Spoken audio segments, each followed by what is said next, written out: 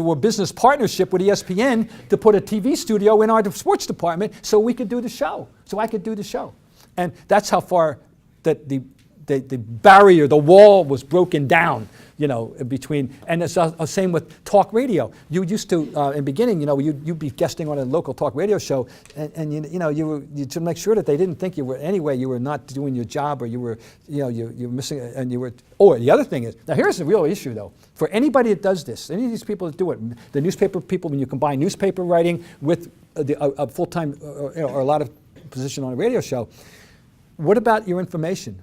Who gets the, if you get a piece of new information, a scoop, if you know, do you spill it on the radio show and don't save it for your newspaper, the one who pays your full salary, or you know, how do you parcel that? That becomes an issue. I've been in that circumstance. So you have to tiptoe through those tulips, you know, and every once in a while. But by and large, newspapers have given up and completely thrown up. They lost the fight, and then it became a situation where if your local columnist, if your columnist wasn't doing a local radio show, he didn't have the prestige you wanted him to have. I mean, it seemed there was a point in time, you know, within the last 20 years when virtually every famous columnist in America was doing a radio show, and if you weren't, you're a chump. It's like being a fourth-year senior in college sports. You know, you're a chump. You know, you obviously weren't good enough to jump to the NBA or the NHL or the NFL. So that's the way. That's how far we've come. But you know what the best thing about PTI is, as opposed to Round the Horn and the sports reporters? You can bring in all the notes, you can bring all the notes you want. If you notice, you know, they've got legal pad, he's got notes, Tony's always putting on the glasses, he's reading the notes, you know, reading the paper, something out of the paper, but we can't do that on Around the Horn, and we can't do that on sports reporters. You're supposed to be omniscient. People of the world are supposed to think you know it. It really bothers me on sports reporters on Sunday, because, you know, we're trying to remember stats. We're trying to remember yards per carry. We're trying to remember batting average. We're trying to remember points per game. We're trying to remember scores. You know, and on the PTI, you can write it all down. You can't do that. You're supposed to pretend to the world that you know everything on Sunday morning. Sure. Other questions? Yeah. Okay, so as you know, like the traditional game story is changing. So they used to recap it and say such and such had this amount of points for a game, and now they want you to tell the story. So what advice do you have for us young sports writers in telling that story, maybe from an athlete's eyes or from someone that's watching the game? Well, first of all, I lament the demise of the game story, because for me the greatest challenge was to put together a literate story on a game with a beginning, a middle, and an end. You know, after the extensive note-taking that I took during the game, to be able to do this and produce a story in 45 minutes or an hour that you really would be proud of, that's still, by far, I look back on the career, you know, that's the best challenge and most fun I ever had, and I prided myself on doing that. And I still think they're valuable. People, even if you saw the game, you want to have the game refreshed in your memory. You want to see the writer see it through the same eyes you had. But you know, people they're being downgraded and being the false assumption everybody's seen the game. No, you know, but this is the way it is. Okay, but I always thought tried to mix in that kind of a story. If one guy's had a particularly dominant role in the game, you know, and hopefully you get to talk to him after the game and look at it through his eyes. It's just good writing. It's just how you and knowledge of the game and just not. I don't know. The advice is. I don't think it matters that you're still trying to do that job the same way. Really, but the one thing that you have to want to do is develop a system of how you're going to cover in the note-taking. I developed a play-by-play system that I could access quickly and read, and I developed, and that took about, really, to get it refined the way I really wanted it, probably took about 2 years when I started covering the team. And then I could do that. And then, you know, you learn, you can incorporate more and more as you get more comfortable, you know. But I just prided myself on that, and I'm sorry that it's being downgraded to the degree it is. The other thing I think I love doing, and notes, people love notes, and I love notes, and I think that you need an eye, if you have an eye, if you know your sport. But you know, you can't be, look, no one's omniscient, I use this word again, no, but in every sport, everybody's going to have, I'd say one thing, if you're going to get really knowledgeable about one or two sports, and you know, and reasonably knowledgeable about everything else, but have an expertise, an area. And my fallback were baseball and basketball in terms of true knowledgeability, and it's served me very well. But yeah, if you love football, then make it football. If you love hockey, make it hockey. But make it something, you know. And maybe it's tennis, maybe it's golf. That's fine too. Yeah. Who's your favorite Celtic you ever covered? Favorite Celtic I ever covered was Dave Cowens. And Dave Cowens was, the reason was this: he was a Hall of Fame talent with an electrifying style, who was the most intellectually curious athlete I have ever covered. Now, I'm not saying he was a raging intellectual, but he was intellectually curious. He asked you questions. He interviewed you back. He wanted to know things, and you could have interesting conversations with him. And he was he was stubborn in some ways on the court. And he once quit the team because he didn't like a trade they made, and he walked away for 2 months and went off the West Coast and hid up and down, and came back 2 years later and was the named player coach of the team. I mean, but I have a book called Scribe on my autobiography. I start off the book with the intro. He retired in 1980 in my hotel room, which is a long story, but a good story. But he's my favorite. And I mean, there's not even I have no hesitancy in saying that. I've covered better players, Don Havlicek and Larry Bird, for example. But in terms of the package of coverage, the most dominant and the greatest personality was Dave Cowens. You have a question? Yes. Yes, you mentioned that throughout your career you've made mistakes that you sometimes have regretted. How have you overcome those mistakes, and what have you learned? Well, that's good. You overcome by just going back and doing your job right, and obviously not repeating that mistake. And look, I was lucky. I had and when this happened, I was around. It was 2003, so I've been around a long time in the town since It was 35 years into this career. Okay, so I had a reservoir of pretty good will with people, and one of the most gratifying things, and I'm not. This is documented. I could prove it if I had to, but you're going to have to take my word for it right here, is that virtually every female friend of mine in the business came to my defense, wrote things that you could find, whether it was Sally Jenkins, or whether it was Ann Ryan in California, or whether, it didn't matter.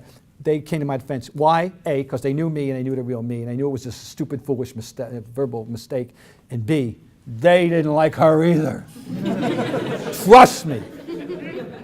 And oh, by the way, they did get divorced about 2 years later, by the way. We got a bunch of questions here. Yeah. Could you talk about covering Bobby Orr in Boston in the early 70s? Yeah, I wasn't directly involved, obviously. In fact, I won't say he was like a competitor, because the Bruins were stealing the thunder from the Celtics that I was covering. But to be in Boston, if you loved hockey, it was the greatest time ever with that team and with Orr. And I can't exaggerate how extraordinarily popular he was. He's still one of the 3 or 4 most popular athletes in the history of Boston, and the team was it was great, and I got to know him a little bit later because I was covering the Celtics. They were he was playing in the Bruins, so I didn't cover him, but I did cover a few of their games on the road, and later on I got to know him a little bit, and I'll tell you about Larry Bird and Bobby Orr story. Now, Larry Bird, during his career, during the national anthem, he always looked up. He never told us why. No one ever asked him. He looked up. So in 1988, there was a statue commissioned by the Boston Sports Museum. They had had a few done prior and did one on Bird, and they had a dinner to commemorate it. And I was the MC of that dinner in Boston. And Larry's there, of course, and Orr's there, because Bird looked up to Orr. He liked Orr. All right, so Bird gets up and he explains why he looked up at the ceiling. And he said, I looked up at the ceiling, because his career still was in progress, because I look at Bobby Orr's number 4 retired jersey, because when I retire, I want people in Boston to think of me the way they think of Orr here. Bobby Orr was sitting there next to Frank DeFord, by the way, next to Frank DeFord, and my mother. That was the 1, 2, 3, very nice. God rest Mary Ryan's soul. And Bobby Orr went, my God, because he had no idea. No one had any idea. It was talking about an electrifying moment in all our lives. So that's the linkage of Bird and Orr. I have one in the back. With the NBA trade deadline this week and players tweeting, what was your reaction like when Isaiah Thomas was sending out his string of emojis? I didn't know about it. Seriously, tell me. I'm going to have to check it out. All right, I'll check them out. Just sending out like What, eyeballs. within the last couple of days? Yeah, and Yeah, well, let me just say, I'm not surprised. Isaiah Thomas has become their biggest recruiter. Last year in the offseason, he tried desperately to get Durant. He was all over Durant. He did go down and help they did get Al Horford. And he's been proclaiming how much he loves to play in Boston, wants everybody to come to Boston, loves playing for Brad Stevens. He's become, Mr. Boston. Yes, I'm not surprised. He's fun. I had no idea how good he was. I was never, and I don't even think the Suns did, or else they weren't going to trade him what he's turned out to be, seriously. So he's having one of the maybe the greatest individual offensive year any Celtics ever had. That includes Havlicek or Bird. And so, but that, I'll check that out because I want to see. But I'm not surprised at anything he does in that regard, really. Gosh, one way in the back, and then we'll come back. Since you're a writer, thinking about long form, not books, sports, but what's some pieces of long form sports journalism that you've read that you just love? I mean, not a book, but Yeah. Well, there's a famous essay that John Updike wrote about Ted Williams, which is often cited as good a sports essay as anyone knows, and I would second that motion. But when Ted Williams retired on September 28, 1960, the great author John Updike happened to have been at the game. And he wrote a piece for The New Yorker that appeared about 3 weeks later. It was called Hub Fans Bid Kid Adieu. And it remains, 47 years later, the most, really, as celebrated, and it's been reprinted countless times in little hardcover form, in paperback form. It's in anthologies. You can go online and access it right now. John Updike / Hub Fans Bid Kid Adieu, or John Updike / Ted Williams. And it's one of those things where you read it and you go, why do I bother? You can't imagine the references, of course, the classical references, the erudition, the scholarship, in addition to the really good baseball knowledge that John Updike had, and his worship, almost, you would call it, of Ted Williams. And I did, let's see, what year is this? This is 17.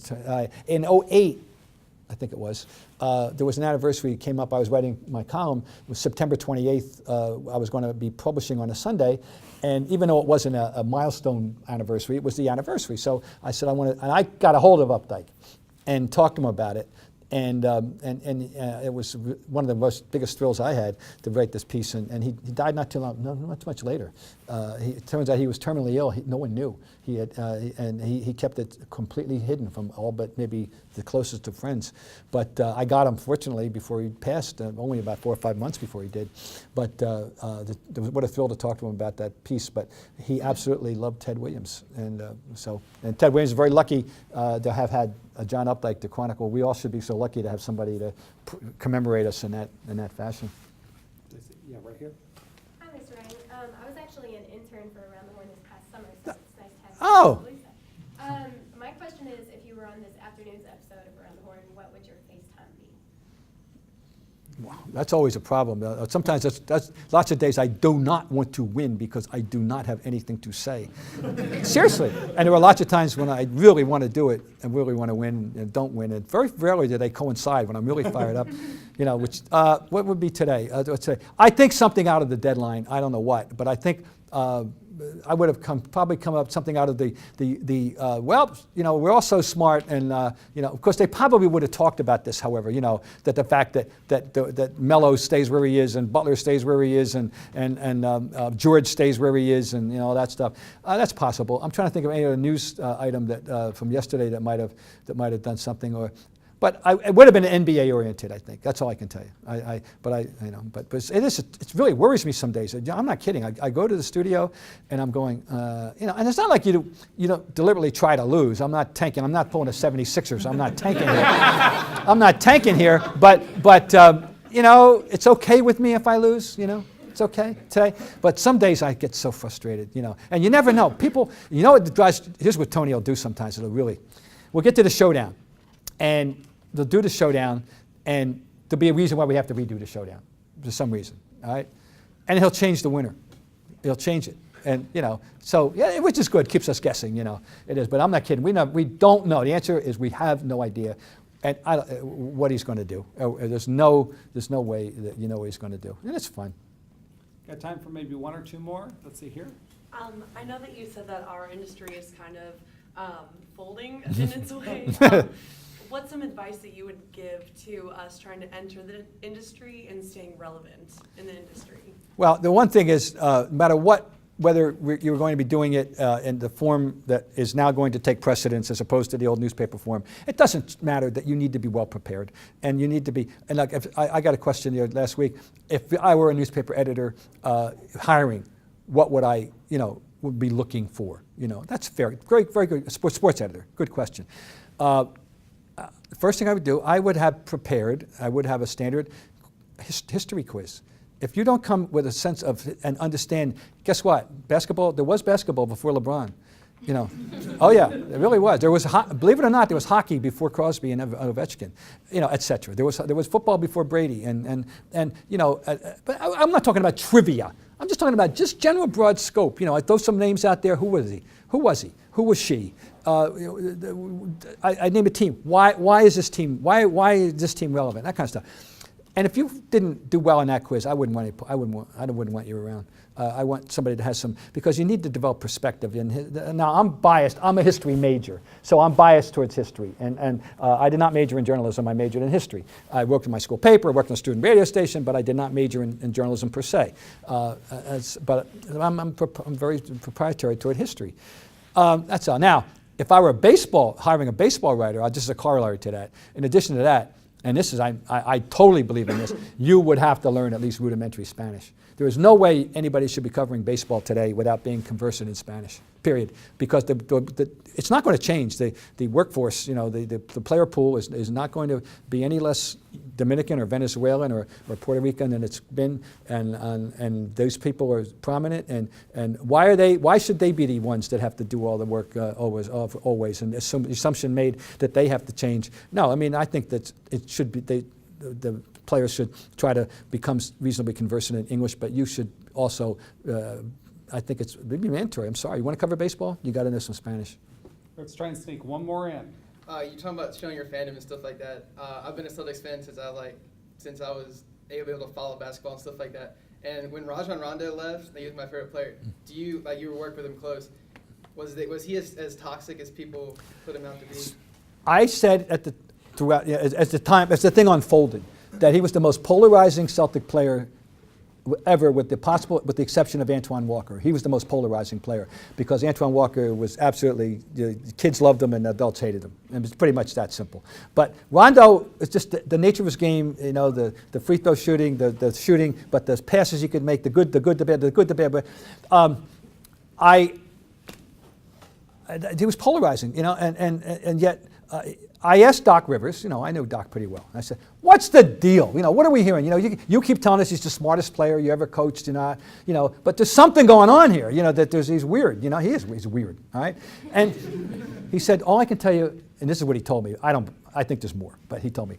He said, you don't know what Rondo you're getting day to day in practice. And when you're the coach and you're the teammates, you're getting what moody, he's very moody and up and down, and that's it. And when you have somebody that's not consistent, it can be disruptive. When a player's that prominent and that important. But I'll tell you, you can't, I don't want people to go back and pretend that he never did anything good in Boston. It's not working out. He messed himself up in Dallas. It's ending badly, and it shouldn't. It's too bad. But he was a very important player on that championship team, and he was only in his second year at that point. And I don't want people to think ill of him, but he doesn't help himself. It's just, and you know what? I think he is comfortable in his own skin. He's happy being who he is, and he did it, his way. And all right, okay, Rajon, but the career didn't turn out the way it should. Before we let you go, I got one more quick question. Who's more hated nationally because they're jealous, New England or Alabama football? Well, the coaches might as well be twin brothers. Seriously, they are the same person, and they are good friends, as you know, and they are very similar in the way they go about their business. I think just the Patriots probably. I think because they have this extra layer. I mean, but I know with the Spygate, with the Deflategate, with the baggage that they carry, there is no similar charge being leveled against the Alabama program. People have decided whether or not they like Nick Saban, and they're used to, but Alabama doesn't have baggage like that. As a school, they don't have. This isn't like, I can name a few others, that baggage that they don't. There's no North Carolina academic scandal. There's no, there's no Louisville coach, having a fun night on the town on the Italian restaurant scandal. There's nothing that I know of, no, it's all about either like Nick or you don't, and if you don't like him, you cannot say that he isn't great at what he does, So I have to say the winner would definitely be the Patriots. Very good. Well, let's thank Bob again for coming.